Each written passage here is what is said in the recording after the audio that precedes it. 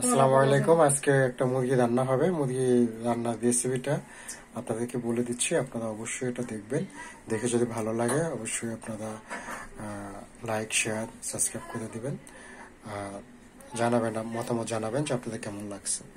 যে প্রথমে এখানে মশলা বাটা আছে, রসুন বাটা আছে, আদা বাটা আছে, জিরা বাটা আছে, পেঁয়াজ বাটা আছে, গোলমরিচ বাটা আছে, দারচিনি বাটা আছে।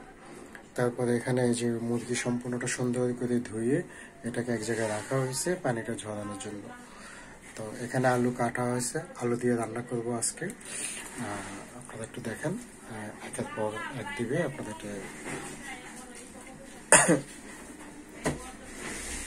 সবাই মিলে দেখি।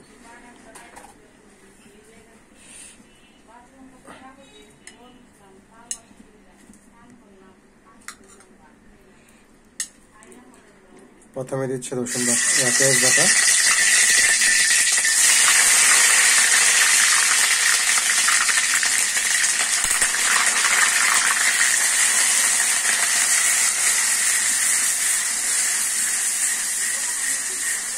খাঁটি সরিষার তেল দিয়ে রান্না করা হচ্ছে।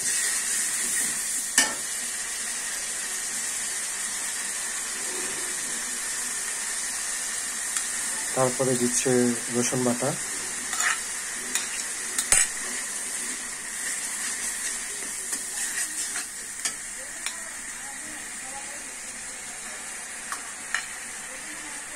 আপনারা যে যেমন মশলা খান ঠিক সেভাবে মশলার পরিমাণ দিয়ে দেবেন।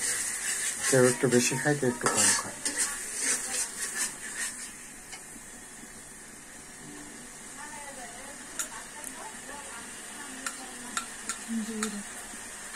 তারপর দিচ্ছে জিরা বাটা,